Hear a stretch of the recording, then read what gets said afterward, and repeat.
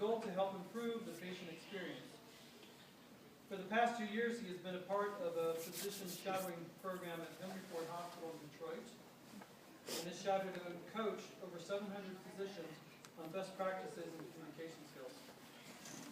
The results received were significant enough that he and his colleagues were asked by Press Ganey and Associates to present the shadowing process at their national conference. He has a Bachelor of Science in Communications from his home state, North Carolina University. He now lives with his wife. He now lives in his wife's home state, Detroit, Michigan.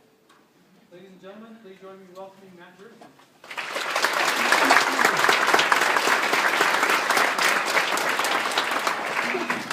Wasn't that a brilliant introduction that I wrote?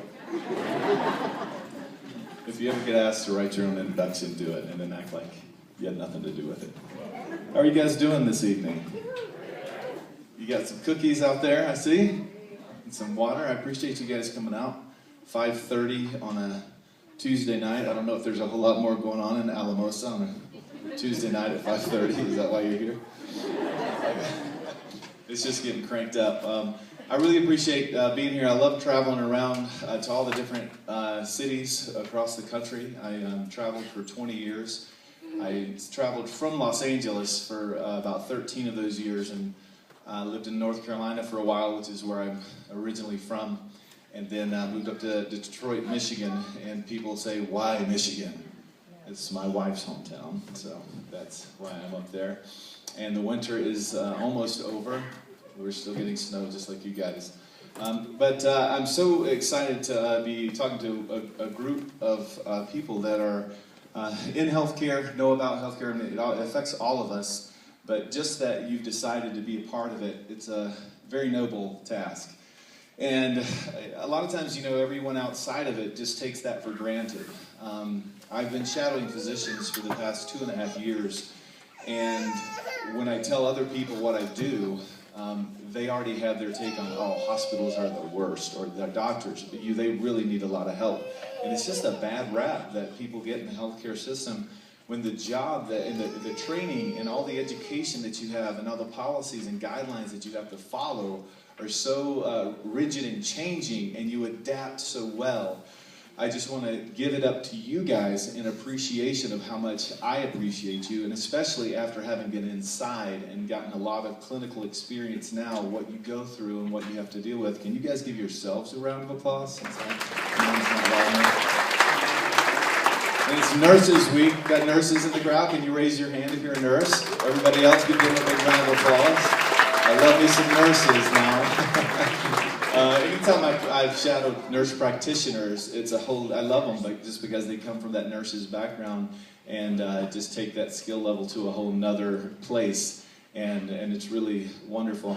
I give a little background of how I ended up here. If you were a provider that saw me this morning, it's going to be a little redundant, but I like for people to know how I ended up here from a stand-up comic to shadowing physicians and traveling and teaching, training, and coaching across the country on this. And it's very exciting for me, and I never would have planned it myself, but I wanted to get into acting, and I moved to Los Angeles when I was about 26 years old, and just started trying to get in an audition and things, and I created this little stand-up act because at that time Seinfeld was really big, and a lot of people were trying to get into television by doing stand-up comedy. So I wrote a little act, did some music and some comedy, and I'd go downtown Hollywood, and I'd go to the Comedy Store, which is kind of where you cut your teeth and you get your chops by getting up on stage. And the first time I got up on stage was a Monday night at 1 a.m. for 2 people. And I think both of them worked in the club. So, but that's what you do, and you get to write that on your resume. That's what you did. But I had to stand in line with 40 or 50 other comics, and then you put your name in a hat, and they draw your name out of a hat, and who gets to go on. And most of these comedians would go up and they try to prove how funny they were to this group of strangers. And it was fascinating to me because I realized quickly that I'm more of an entertainer than I am a comic. I use lots of comedy, that's my goal, but they wanted to kind of express their dysfunctional family issues in front of strangers and get some sort of appreciation. And if they didn't, they just assumed that the audience wasn't good. And most of the time it was the material that they were using. So when I started doing stand-up comedy, I started listening to audiences to try to figure out what they liked. I still did my thing, which is music and impressions and comedy, and changing song parodies and things like that. So I just kept trying to draw from the crowd. If I can do that, oh, they resonated with that, and I would change it, and I would adjust my sets. And I've done shows for kindergarten through 102 years old. I've done every venue that you can imagine, birthday parties and bowling alleys, and I've gotten to do some stadiums in Detroit. I've gotten to work for some big-time people, and I've worked in a bowling alley while I had to tell jokes in between frames. It was horrible. But I'd gotten to see so many people from different areas that I had to figure them out. So the way that I use that now is that it's just like when you're having to deal with patients that come in from all these different backgrounds. That they could have grown up here and worked on a farm here and did all these things that you're very familiar with, but everybody reacts to things differently. You can grow up in the same house with the same siblings, you could be twins growing up, and you just respond to things differently. So it's hard to get into the psyche of someone and their psychology just about who they are in 15-minute visit, 20-minute visit. So that's how I ended up transitioning into speaking to healthcare companies, because when I started doing corporate events, I realized that they loved me coming because I would make it fun. We got to see it through a lot of lectures and things like that, and I would take their materials and I would incorporate them into my act. And Henry Ford asked me to do an event like that 2.5 years ago, after they saw me engage with their people, and it was actually for a group of nurses. And I got to shadow the nurses, and I got to learn so many things from them that I knew that if I could one-on-one talk with people, that's where I could make a difference, because I could kind of learn who they were, where they're from, how they work, the whole thing, as opposed to just trying to put everything in a box. This can be difficult here for me now. I can collectively make you all laugh, hopefully, and have a good time and enjoy, but it's hard for me to find out exactly where all of you are from. I do consensus through my show a lot of the time. By round of applause, how many guys like country music? And the real rednecks, when I said by round of applause, you raised your hand. And now you're trying to think if you raised your hand if you're clapping. Rock and roll fans, by round of applause? Any rap music fans? Trying to be cool. Classical music? The educated people of the group. One of the first styles of music that I liked was rap music when I was in the 7th grade, because I thought it was the coolest thing that I'd ever seen. Two people could make this music. One guy would do the spoken rhythm rhyme, what they call the rap. The other guy would do this thing called the human beatbox. And he would make the drum noises with his mouth. I'm like, wow, how creative is that? And the more I started listening, the more I realized I think maybe they just stumbled across it. Because I can't imagine a couple of guys sitting around. One guy's got a cold, and he realizes that his sneeze has got a beat to it.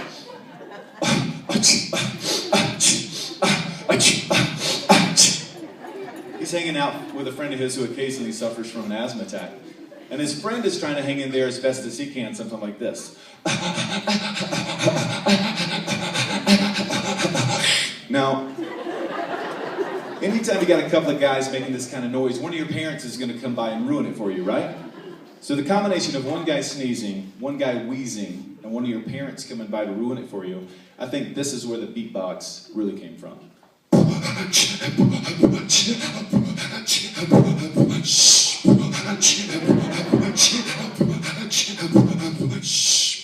What? What?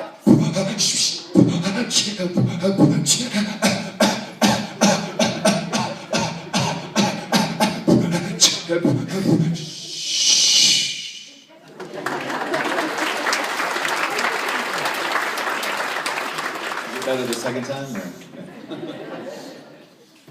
No more repeats from now on.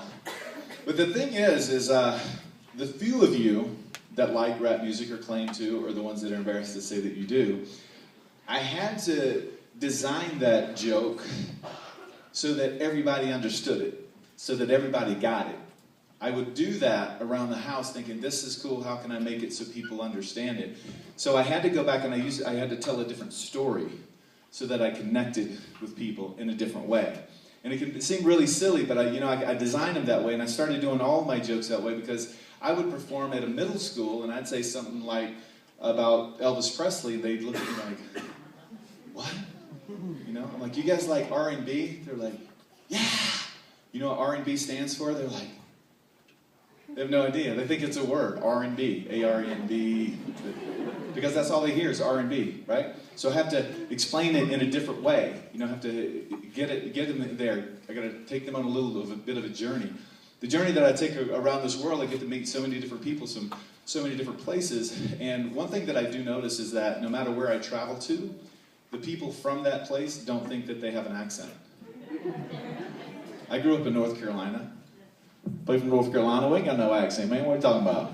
Well, you know, we drink sweet tea, drink chew in the back, people make fun of the people from up north. They the ones that got an accent, right? People from up north, we talk like the people on TV talk. Yeah, if you're on Jersey Shore, that's how you talk. I moved to California, we don't have an accent. California's not an accent, are you kidding me? I love my accent from Texas. Texas is my favorite accent. Makes you feel good, doesn't it? Right, makes you feel warm inside. They can hate your guts, they'll hug your neck anyhow. But sometimes what I think happens is, when you meet people and they know that you're not from that town, it's like collectively from that state, they play jokes on other people. Because I was at a McDonald's in Dallas, and I was waiting for the drink machine, and there were these two Texans trying to out-polite one another. It was a man and a woman. And he was saying, no, ma'am, you go ahead. I'm not in any kind of hurry. Well, ladies first. So I was in a hurry, and I go, I'll go. And the guy looks at me. He's like, boy, you ain't from around here, are you? I'm like, no, I'm from where they use correct grammar. No, I didn't say that. He was much bigger than me. But I started testing this theory, different places, because we just know us. If you don't go any other place, we just know us, and we think everybody else is crazy. We're common in so many different areas, but we have these things. And I was in Alabama, okay? And actually, I went to New Orleans, and then I went to Alabama. But New Orleans, you already know that you're in trouble. If you see a show that's based in New Orleans, and they have to subtitle the English language, you're already in trouble. And also, when you ask them how to pronounce where they live, it's not New Orleans, it's New Orleans, right? So I'm from the South, and I knew it was going to be difficult to hear, but I wanted to see if I could decipher it since I'm from the South. So once I know what they said, it made sense. But once I knew what they said, it made less sense. I just wanted to get some good food and hear some good music. That's what my goal was. And I went into this restaurant, and I asked the waitress, I said, how's the catfish? And she said, make you want to have a boo-boo child and beat them up a day. I said, what? Make you want to have a voodoo child and beat them up a day. It makes you want to have a voodoo child and beat him every day. Is that good catfish? I don't know. I thought it would become clear. I go up to Alabama. Okay, when I'm in Alabama, I'm at the drive-thru, and don't get me wrong, I don't do McDonald's all the time. It's just a safe choice when I'm on the road. Because I do like Taco Bell. Taco Bell's not my favorite fast food, but you know, if I'm gonna go to Taco Bell, I gotta make sure I got nothing else going on for the rest of the day. I drove by Taco Bell a while back that had a sign up that said, try our new Frutista. And I'm like, a blended fruit drink when you already have corn and beans and cheese? I mean, what are they trying to do? Just put us down altogether? Why don't they just have like a bran and prune wrap and just kill it? You just order 2 number 2s, you're good to go. So, anyway, I go to Alabama. Some of you guys get that tomorrow. I'm driving while I'm shadowing one of these physicians. This is gonna happen. So I'm driving down through the drive-thru in Alabama, and there's a sign at the drive-thru that I had never seen before. And I don't think it's just in Alabama. I just had never recognized it before. But the sign says, picture menus available at window. I didn't think anything of it at the time, and I just ordered my food. As I'm driving up, I started thinking, okay, let me ask her about this. She gives me my food, and I said, you get a sign back there that says picture menus available window? She goes, yeah, that's right. I said, what's it for? That's for people who can't read. Don't get too far ahead of me here. I said, so you've got a sign with words on it in the form of a phrase for people who can't read. Yeah, that's right. I said, don't you think that's kind of funny? There's nothing funny about people who can't read. Because I'm the idiot, right? But that's what's so fun, to get to know so many different people and to figure out those little quirks. Because we all have those things, but we still connect on different levels. When I was living in North Carolina, it was very different because I was from there. And I don't know if maybe I played these kind of same jokes on other people. But the thing that I learned is you got to be ready for the unpredictable, okay? This is what I do in my work. I never know, sometimes when I show up, I never know what the venue is going to look like, what the people are going to be like, that sort of thing. And we need to be ready for the unpredictable. So say in healthcare, things are going to happen. When I first started shadowing, one of the first few doctors that I shadowed got in my face and said, "Do you know how offensive it is that you're in here trying to tell me how to do my job?" And I didn't like puff up and I didn't cower. I was just like, hang on a second, man, that's not why I'm here at all. And I had to figure, and I asked him where he was from. And I knew something about where he was from. And I'm like, "When's the last time you've been there?" He said, "Oh, we went there for vacation." I'm like, "Oh, do you have pictures?" And before I know it, I'm behind his desk looking at on his computer, looking at pictures, and he's telling me all about it. Then he realizes that I'm just a normal guy. I hadn't planned that. If I knew he was going to be like that, already defensive when I got there, I would already had my mind going in that direction. But I had to go in, and I talked this morning a little bit about improv. We don't know what's going to happen when you walk into a room with a patient, or if a patient approaches you at the front desk. You don't quite know. You think you do because you know how to do your job. So you got to be ready for those unpredictable moments. And it's really fun when that happens and you get through it, because those are those moments that we grow and we get to learn.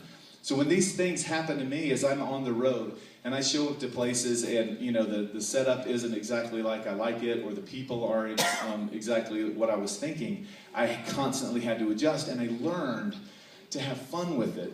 I took improv at the Groundlings in Los Angeles, and that's where a lot of the people on Saturday Night Live and those type shows studied. And I actually was in class with Flo from Progressive. Like 10 years later, I see her on all these Progressive ads. I was like, I guess I should audition for more insurance commercials, but it didn't work. So what we have to do is we just have to adjust a little bit and be ready for those moments. Because it's like when you take a trip. When you take a trip, my wife likes to try to plan everything out so it goes just as smooth as it can. If it did, there wouldn't be a whole lot of story to tell. And I try to remind her, it's like when we have the flat tire, or it's like when they don't have the room ready for us, so we have to change in that moment. That's the story we get to tell. In that moment, it's tough, but that's what makes us grow. And then the more that we do that, we figure out what our song is. That's what I like to talk about, is our song. Music connects us together. And it's like, what is the song that we're singing? What are we saying to the world? What is our message and our melody? Because when I talk about music and I sing music and I change music around, it moves you in different ways. Emotionally, in fantasy, it can make you want to move, it can make you want to relax, it can make you want to go to sleep, it can make you fall in love, it can make you want to dance, all these different things that are all about people and what we're about. So we also have to think about our rhythm. Like, what kind of rhythm do we have? Are you fast? Are you up early in the morning? Are you moving? Are you somebody slow and peaceful and you like to take it easy and be methodical about what you do? What kind of style of music do you like? That's what I like to ask. When you hear different styles of music, so many of them cross over now, and I love that. But when you have a different style of music, and then you end up with a different groove, and every different style of music also has these different dynamics where they build up or they slow down. They have a decrescendo. They make you move in a different way, and they make you think. They can put you in a different place. It's so nostalgic. I can hear a song from when I was in the 7th grade. I can hear something that I heard in a movie that reminded me of that time. It just moves you in a different way. But we all have a song that we're singing with our lives. And I know it sounds kind of meta out there kind of thing, but it's true. And that's why I like to use music with and I want to show you something, just how music moves us and how it puts you somewhere. I want to play a little game called Name That Tune. Anybody old enough to remember that show? Name That Tune.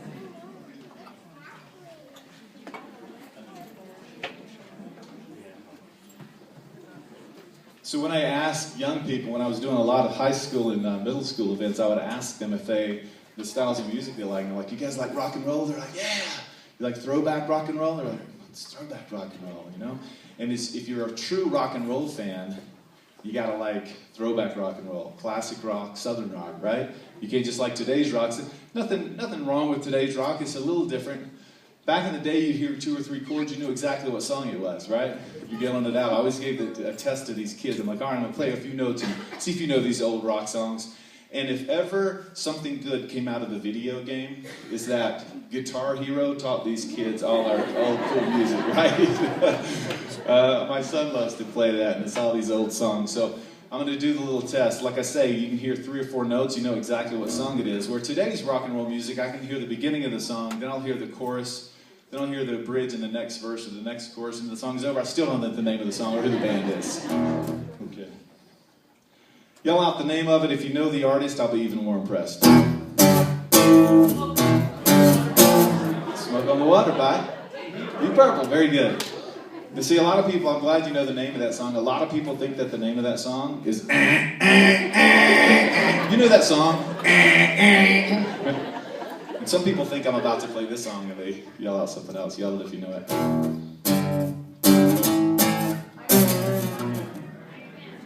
Iron Man by Black Sabbath. Very good. So usually somebody yells out, Ozzy!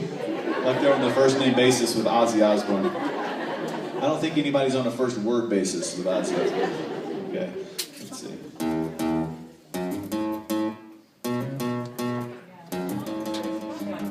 Yeah, Joker by Steve Miller. Very good. Nice. I love it.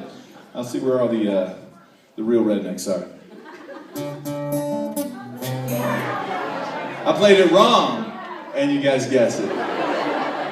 Usually what happens when I play those first couple of notes is they don't yell out the name of the song, they say, whoa! There's usually a Budweiser somewhere nearby. The second thing they do is, turn it up! The third thing they do is they don't name the song, and they don't name the complete name of the band, they say, Skinner, right? Okay, here we go.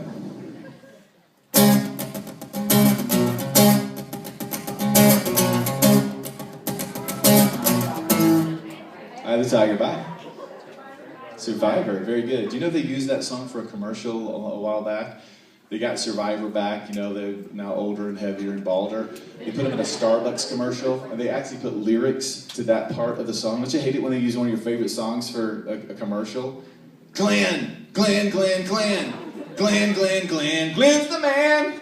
Going to work. I'm like, oh, now instead of wanting to, go punch somebody or go work out or get all, pumped up, I want to go get some kind of decaf macchiato soy drink or some frappuccino-ness, right? Are you going to do that? They used one of my favorite songs for a commercial one time, and this is how I remember it, and I hope you do for the rest of your life as well. Hey! That's what I like about shoes. They make my feet feel good. I wear my sandals on the beach. I wear my felines in the hood. Keep on whispering in my ear. Reebok, Nike, and LA gear. 'Cause it's true, I really love my shoes. Doesn't it feel good to pay less? All right, I'm going to take you back, okay? This is going to be 50s, 60s, and it's very interesting. So yell it out if you know this one.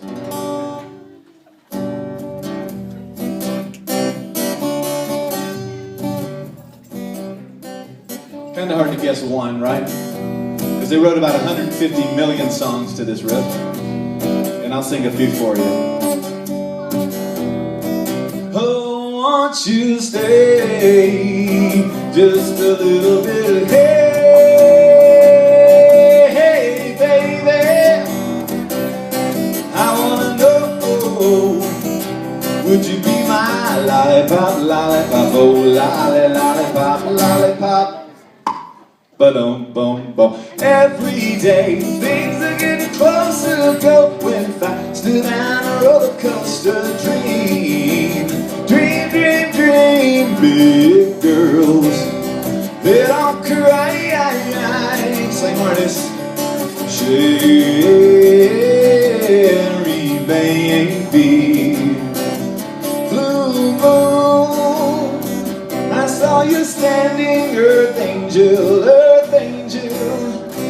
go on all night, but I only have an hour.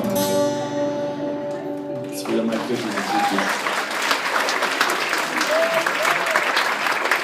60s. 4 chords, and seriously, I could go on for 100 songs easily. If I changed that progression, I could do a whole nother group of songs that are from the 90s.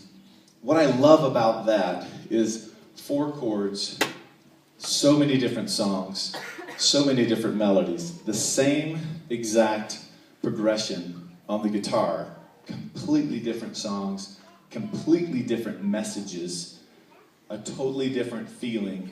They make you think differently, put you in a different place, and that's just like our lives and our work, the progression of our lives. We have such an interesting and common progression of life.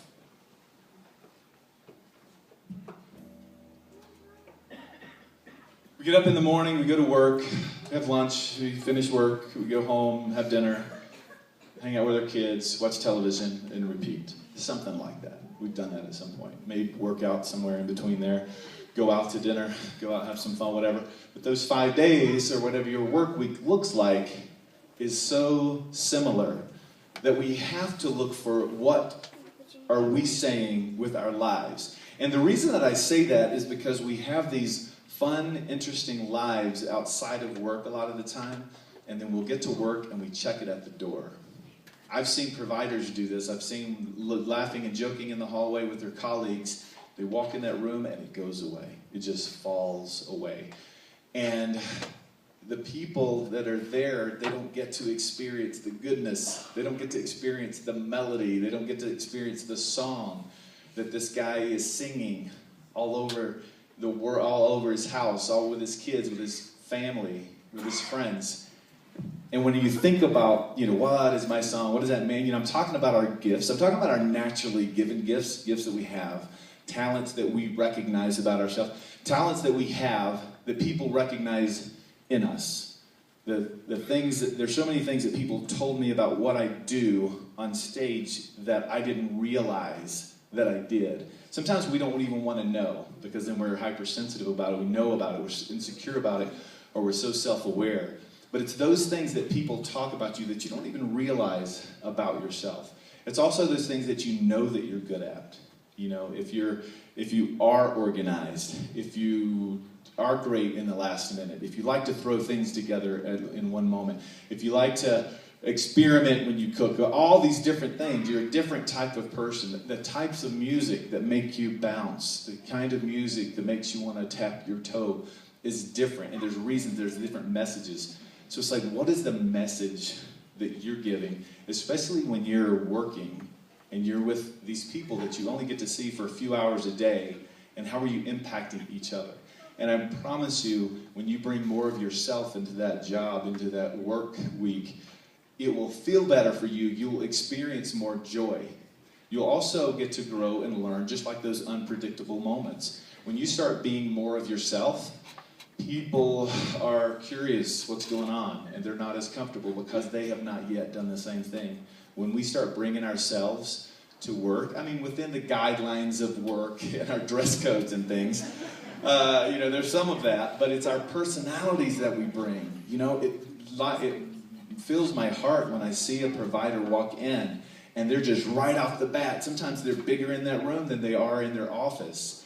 And, when they go in there, they're themselves, because what happens is when you are yourself and you bring what people love about you and the things that you know are good, when you bring that into a room, that's what fills the room up.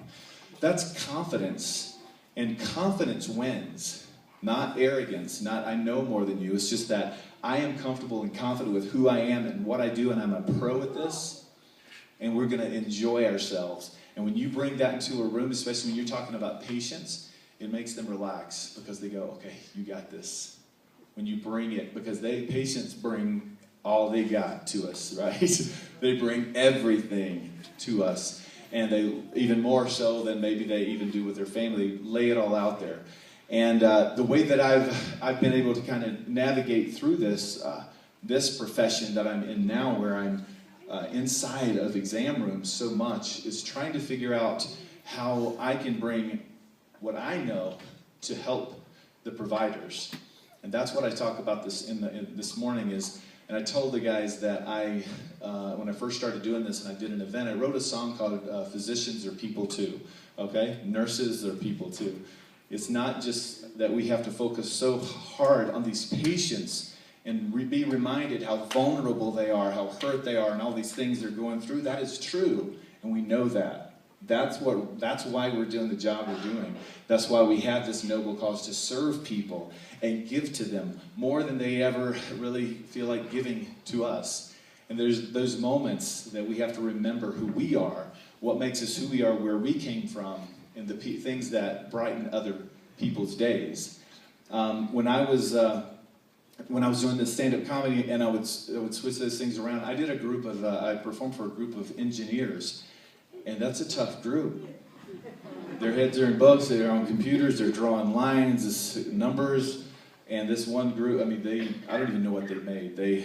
Calipers and balls and joints and all this crazy stuff, right? And what I did is, before I went there, I said, I gotta connect with these guys, and I want them to know I want to connect with them, and I did. So I went to their website, and I read all this crazy jargon. I didn't have any idea what it was. And I put it in a song, and they lost their minds over it. I didn't know what I was singing about, and I strung those words together as well as I could, and they felt it, because I know when I first started doing comedy, the agents would always say, "Hey, could you customize something for them?" I'm like, no, my stuff's good enough how it is. I can just go do my little show and leave.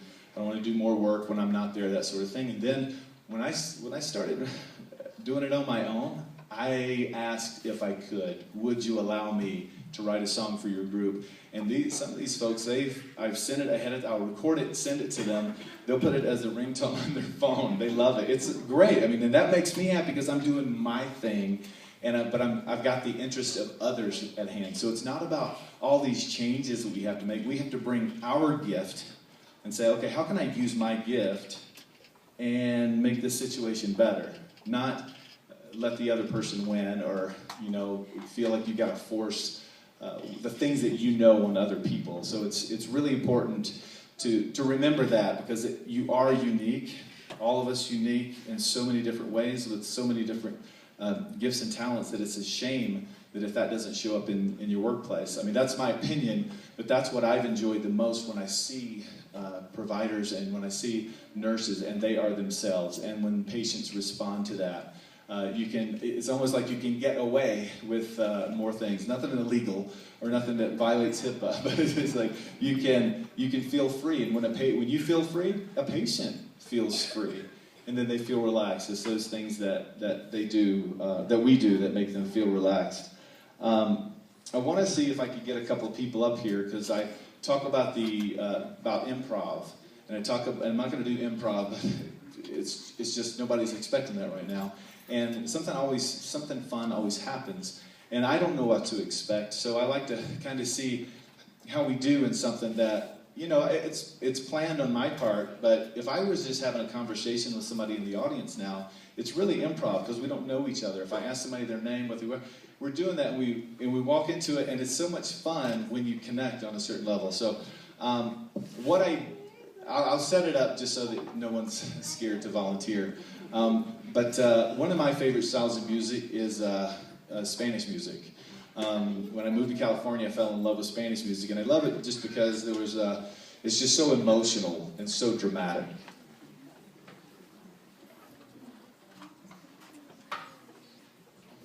I'm not talking about Ricky Martin, okay? Or Jennifer Lopez. I'm talking about real Spanish music. Very emotional. Very dramatic.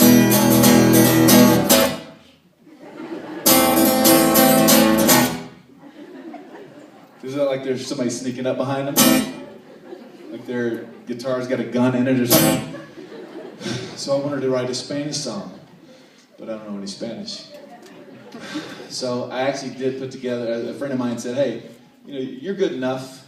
You can play a little, you can sing a little. Why don't you write a song with a few Spanish words that you do know? I can do that. So I wrote a Spanish song with a few Spanish words that I do know, but I do need help from 2 volunteers. If I could get a man and a woman, guy or girl, that would help. We got some volunteers. By the way, volunteering looks like this, not like this. Anyone? No one? Part of this show? Come on up.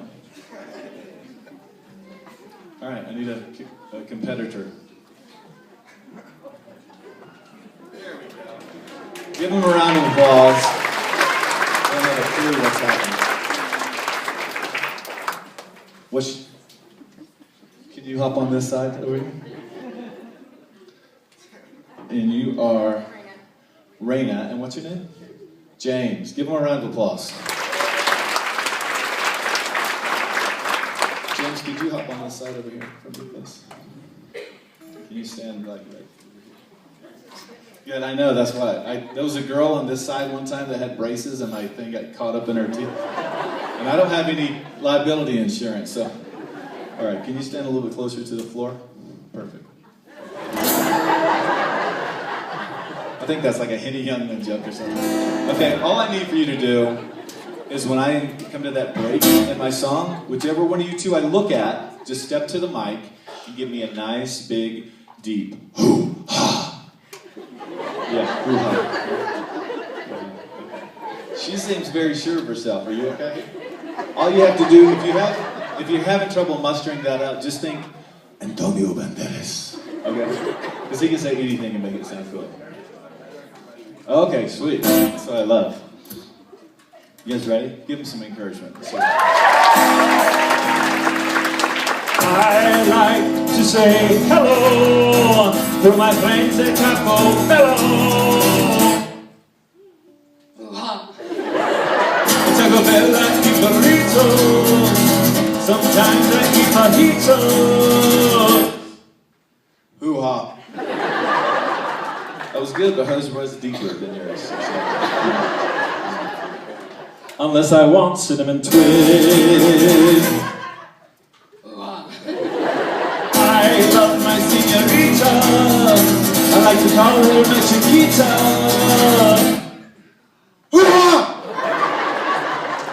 Now he's blown the speakers. And apparently had an onion sandwich for dinner because my eyes started burning when he stepped over here. And I don't know words, I just sing, oh.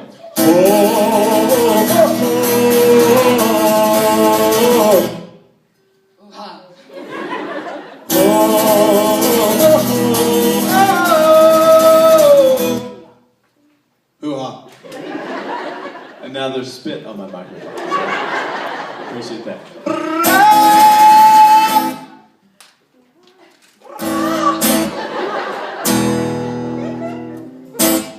Hoo-ha. Give him a round of applause. Thank you very much.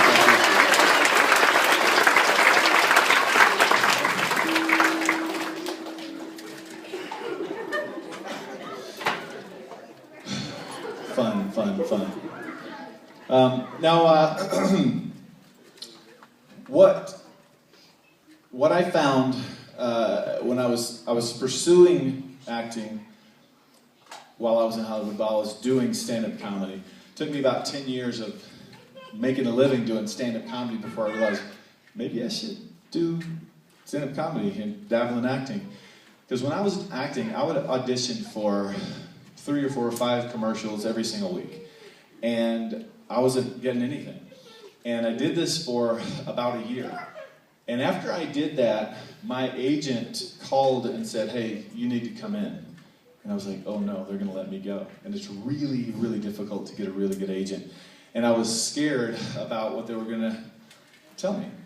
And we sat down and they said, you haven't booked anything in a year. We gotta do something. What are we gonna do? Like, are you asking me? Like, I don't know. I'll do whatever you want me to do. What should I do? They're like, I don't know, you need to, get headshots, take some acting classes. We gotta do something different. I go, okay, I'll get headshots and I'll do acting classes. That sounds really great. I went out and I had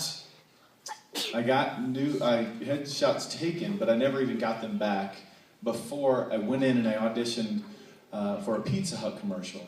And this was gonna be a big one because it was gonna run during the Super Bowl. If you ever want to be in a commercial, Super Bowl is where it's at. Because there's 100 million people watching it.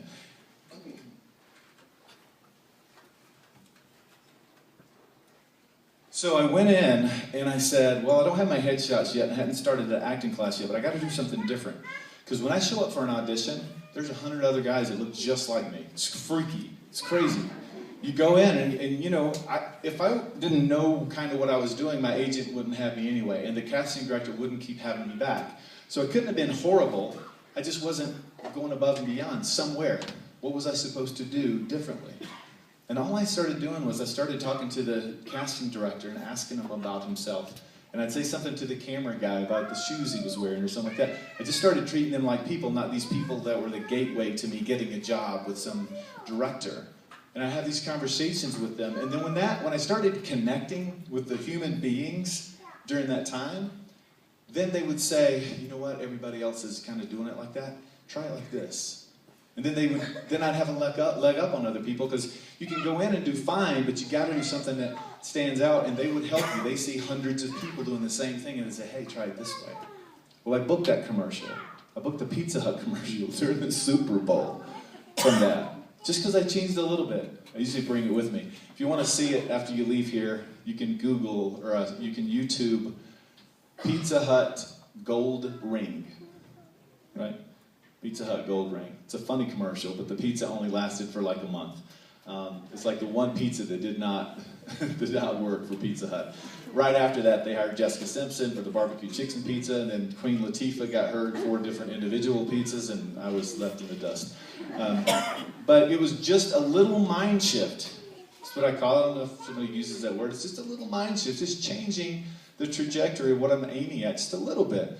Can include what I'm already doing, but I think about this. I've never been a telescope or stars guy, but if you can imagine if you're looking through a telescope and you're looking for a certain constellation and you're locked in or whatever, but if you move that telescope just a little bit, it's a whole different group of stars, a whole different thing happening there just because you change it just a little bit. Just change it just a little bit, especially when we have these things that happen to us on a regular basis. I talked about those unpredictable things where it's like, maybe it's fun and exciting and we learn and we grow. Well, these are about those predictable moments. It's those moments where a patient asks you the same thing every time. Do I have to show my ID every time? Do I have to fill this paperwork out every time? Are you guys really just trying to make more and more money off of me? Why do I have to keep coming back? Why do I need a referral? All these things that happen on a regular basis, right? They're predictable. So what I don't want us to do is hope that those problems don't come up. I don't want us to live in a way that we show up going, let's just hope, cross our fingers that they don't get upset about this, that I can't prescribe them antibiotics or opiates or something like that. I don't want to do that, so that the thing is, when they don't do that, you just get relief. It's no fun to be pent up and then have relief. It's more about expecting that to happen or stay one step ahead of it, knowing that that's going to happen. Go ahead and have a response. So when I started thinking that way, new things started happening. Like when you see these predictable things happen, it just seems like they start stacking up. But when you start working through them and figure out how to answer those predictable things, not always exactly the same way. This is when I had to figure it out. When I was doing stand-up comedy, I'd do a big corporate event. They'd fly me across the country, put me up. They had this thing planned for a couple months. Big room, nice, big sound system, everything all set up, 1,000 people sitting there. I'm ready to go on. I'm the main attraction, and I'm out back there, and I'm trying to get pumped up and ready to do my thing, and the client looks over at me and she says, "You are going to be funny, aren't you?" Literally 2 minutes before I walk on the stage. And I want to say, are you kidding me? Like, you booked me 2 months ago. You've seen this. I've been doing this for a long time. Is there something that I should know that you're not telling me about this crowd that I'm about to perform for in 2 minutes? Are you joking with me right now? That's what's going through my head. But when that started happening, I started realizing what was really happening. And the same thing happens with patients. She was insecure. She was in charge of this whole event, and now the main attraction's coming on, and she's hoping that it's going to come through, because she set all this up, and if it doesn't, her name's on the line. So I turn to her and I go, you know what? We're going to have so much fun. I've got 2 hours of material. You only need me to do 45. When I start doing this, if they're not clicking with it, I'm not going to change on a dime. I'm going to have the audience participating with me. I'm going to have people up on stage. We're going to have a blast. This is going to be one of the best things you've ever had. Oh, good. I knew it would be, right? she wanted to kind of share her insecurity, and I got to choose whether I wanted to take that same insecurity on with me. Now we're both insecure. And it's certainly not going to help my show. I'm going to do my best, but I can't have that in the back of my mind thinking there's something weird about these people that she doesn't think that I can be funny for them. So what she did, she showed me her insecurity, and I was able to treat that insecurity by going, you got nothing to worry about. And it's the same thing as, we deal with people and patients and just empathy. I talk about that this morning. It's more about, even with my wife, she doesn't want the solution, at least not right away. She needs for me to hear how she's feeling and tell her that it makes sense that she feels that way, because she does feel that way. We come from so many different places with so many different backgrounds, so many different heritages. We're brought up in so many different ways. I've got 7 brothers and sisters. You don't get a whole lot of attention. I deal with things, and sometimes things roll off my back, and other things don't make sense to me. And I'm going to deal with things differently than my brother, who I grew up in the house with, who we were, liked each other and had the same parents. It's going to be different. It's the same with patients that come in. We don't know what kind of trauma or abuse or if they were spoiled, if they never had anything, we don't know. So when they bring that out, they go, I'm feeling this thing, and I don't even know what to do with it. We have to tell them what that thing is. That thing is anxiety. You're anxious. And I know it makes sense that you would be that way. If it was me, I would be anxious too. Here's what we're going to do to keep that anxiety at bay. We're going to try to help you with that. So that's the thing that we have to do, is that little bit of a mind shift to know that they're asking us for something else. They're begging us to tell them what they're feeling. People, we got all these muscles in our face, and we don't like to emote. We don't like to show people how we feel anymore. And it's hard to diagnose what that emotion is. You have to listen. When a patient says, well, traffic was bad, and parking was bad, and the elevator was broken, and my sister's a jerk, and all these things, and you're going, how am I supposed to, I'm the front desk person. How am I supposed to handle that, right? They're just saying, tell me how I feel, tell me it makes sense, and I'm not out of my mind. That's what they're asking you to do. And you say, you're frustrated. I'd be frustrated if all that thing. I'm sorry that happened to you. Let me make this part of your day the best. That's kind of where we find them. That's what they bring to us. So we try to figure that out. I've got my list on the floor here, but I don't have any readers, which I've just said I'm not going to get readers. No, it's okay. I'm going to get it. If I squint just the right way. Don't record this part. Okay. The ED story.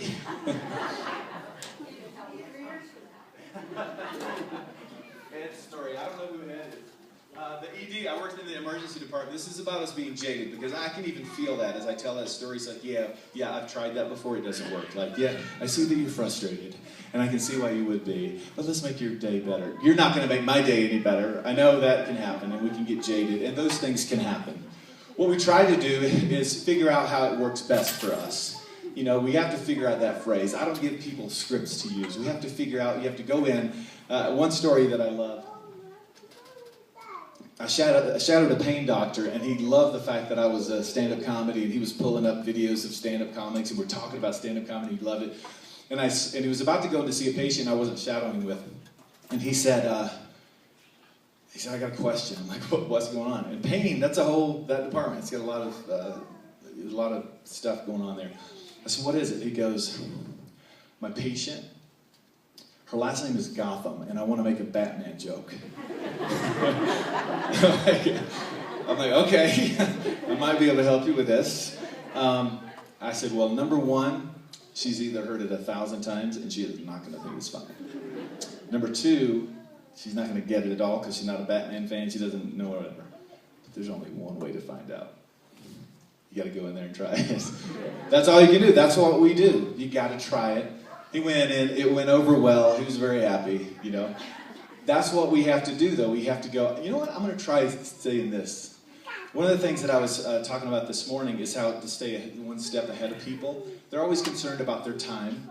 If we can get ahead of them, I know it's taken you a long time to get here. I know, I appreciate your patience and all of this. If you can get ahead of them, you're not digging yourself out of the hole. So it's it's that sort of thing, but at the same time, I appreciate how we can become jaded. But I do believe there's a way that, maybe we're jaded because we've heard it all before, and we've tried different things that don't work, but we still have to be sensitive to why they're doing it the way that they're doing it. This is the story I wanted to tell, is I was at the emergency department, and a 20-year-old girl came in who was pregnant. And I walked in with a female emergency doctor. She was probably 30, just had started practicing. And she goes in, and the girl says, "What's going on?" She said, "Well, I got jumped at the bus stop by a bunch of guys that I don't recognize, and they started kicking me in my stomach. And I just want to check and make sure my baby's okay." And I don't know how you guys feel right now about that, but I was just like, this is the worst story I've ever heard in my entire life. What is going on here? Is this our world that we're living in? And I was just like, how do I not just hug the girl or go, do something? But I had to be a professional, and I walked out of the curtain, and I looked at the doctor, and she goes, "She didn't get jumped. She just wanted to get her baby checked out. She doesn't have a doctor. There's no bruises. There's no evidence of anything like that." So I can see how, and at the emergency department, I saw lots of things like that, where they kind of found the person out. And that happened, but what she has to be, though, she still has to be sensitive to the fact that this 20-year-old girl doesn't have a doctor. She's pregnant. She's going to have a baby. Yes, she lied about why she's there, but you still have to figure out there's a little deeper meaning there. But I do want you to know that I understand your situation, or I appreciate your situation where you can be jaded because it happens on a regular basis. And we can see people taking advantage of the healthcare system and those things, but there's deeper reasons and these backgrounds and things like that that we don't know. And some people are just trying to get over on us, and we just can't worry about those people. I do believe that sort of thing will, may catch up to them at some point, but that's not where we are to try to get them through. Let me check my time real quick. Where are we? 6:30, close.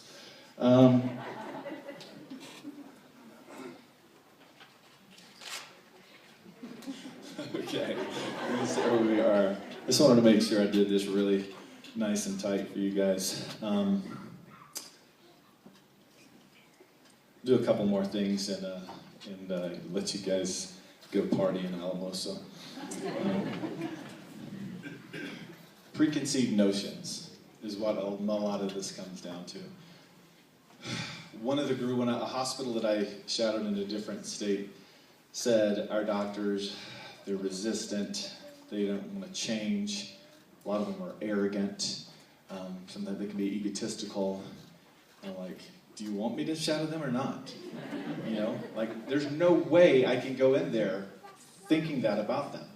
That's just as bad as a doctor saying, "Oh, this guy, he's just trying to get some dope from us," whatever. It's just like that kind of preconceived notion about something. We've all got those preconceived, and it's like, it doesn't work.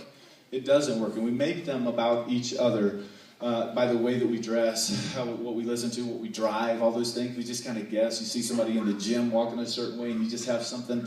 You got to get this preconceived notion. It's just something about us. We try to figure out people, before we know who they are. Because I think that a lot of times patients, especially when it comes to physicians, they imagine a physician, in a back room just counting his stacks of money. Because you see it on television, you make all this money. They don't talk about the $200,000 it costs to go to med school or all these other things. And they get to make up whatever story that they want. And we can make up whatever story we want, about them, but it doesn't help. And a lot of times I try to remind people to just say, it doesn't matter. Not in a negative way, so it just doesn't matter what they bring. There's nothing that we can change about that. So we can't have that same preconceived notion.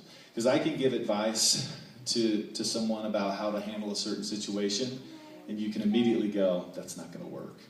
But you got to go in there and you got to try a different thing. You got to go in there and you got to tell them that Batman joke. You got to go in there and you got to say it a different way. You got to try to stay one step ahead of them. And you can do that in your own way, in the way that you were made, and the way that you influence the people around you. All those good things that people love about you are the same things that you can do.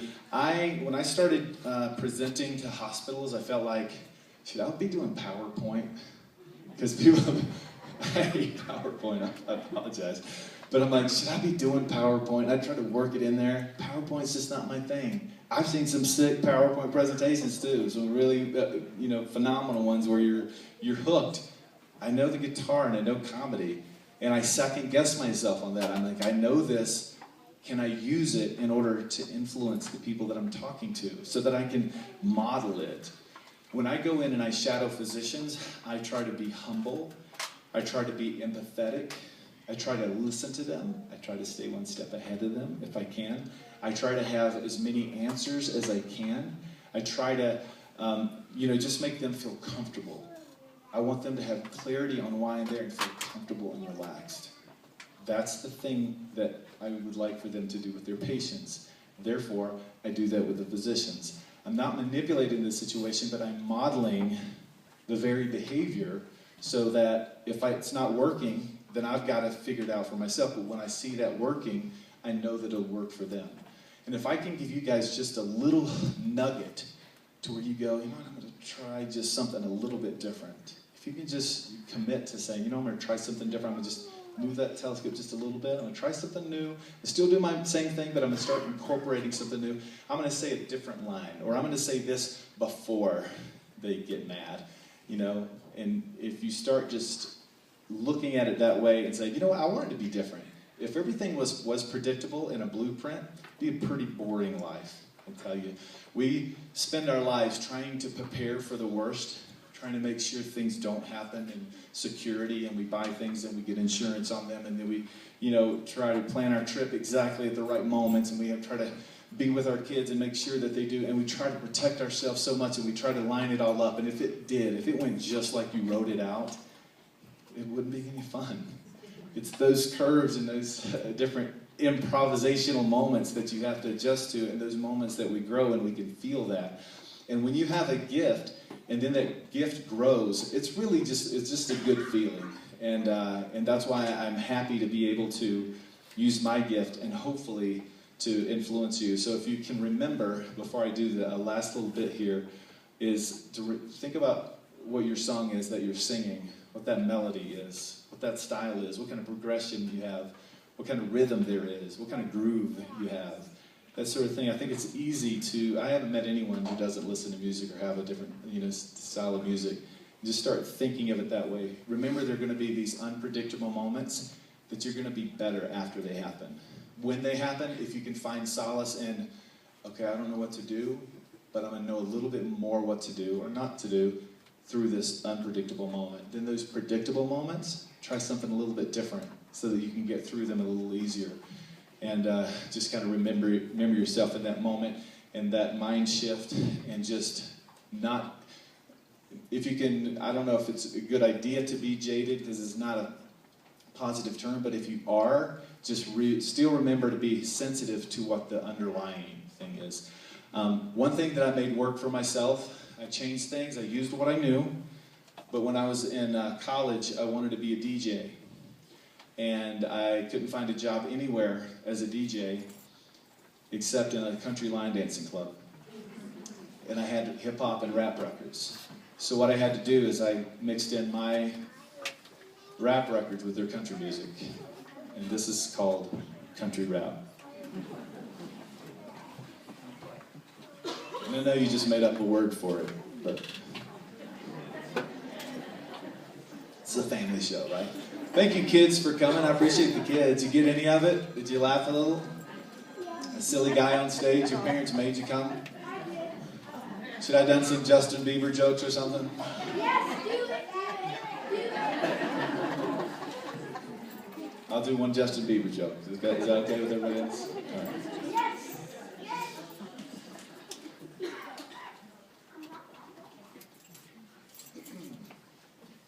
Justin Bieber is a very talented kid, but when you're 15 years old, this is when he got started. And he started getting handed checks for $1 million. It kind of makes a grown man like me, who's an entertainer, feel like, where's my money?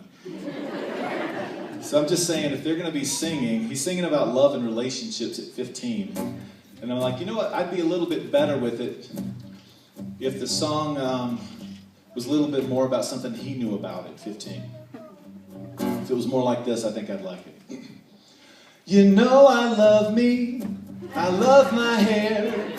My mom still picks out my underwear. 'Cause I'm just a baby, baby, baby. I'm just a baby, baby, baby. If I don't get my way, you know I'm gonna whine, whine.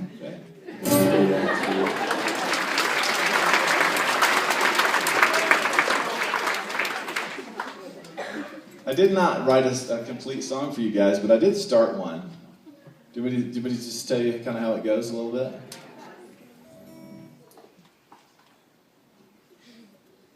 Just a little bit.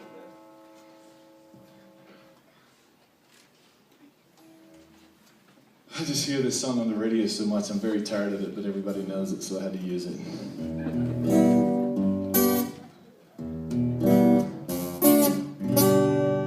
You know it? Tell me something, girl. Why'd you move to this part of the world? The convenience stores, Loaf and Jug's got what you looking for. Loaf and Jug has the best convenience store name I've ever seen. It's a pot of falls. Is that it? That's in, let me see. We eat out on the weekends, hope you like Mexican. There's 1,000 Mexican restaurants here. Great Plains got a good surface, we slide down them, they don't hurt us. We're in Alamosa now. Alamosa. I don't know the song well enough, but I'll work on it and get back to you though. I was thinking of you guys, but when I pull up Alamos on the website and it's just restaurants, it's kind of hard to do that.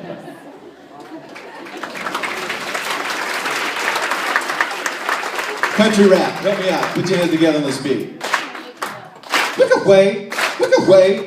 Look way down yonder on the Chattahoochee. Never knew how much money water meant to me. Long time ago, everybody had on their radio. But there ain't nothing wrong with my radio, with my radio, with my radio. With the bass, hello, can you go? With the bass, hello, can you go? Look, I got friends in low places with a achy breaky, achy breaky, achy breaky, Well, I'm in love with a girl and I don't even know you. What's my name? I'm in love with a girl and I don't even know you. What's my name? Okay. Snoop Doggy Dogg. Come on, girl, and do your duty. Get on the floor and take your boot scootin' boogie, boot scootin' boogie, boot scootin' boogie, boot scootin' boogie to the boogie set off jumps the boogie set, boogie to the boogie set off jumps the boogie set, boogie to the boogie set off jumps the boogie till the cows come home to the Cadillac Ranch.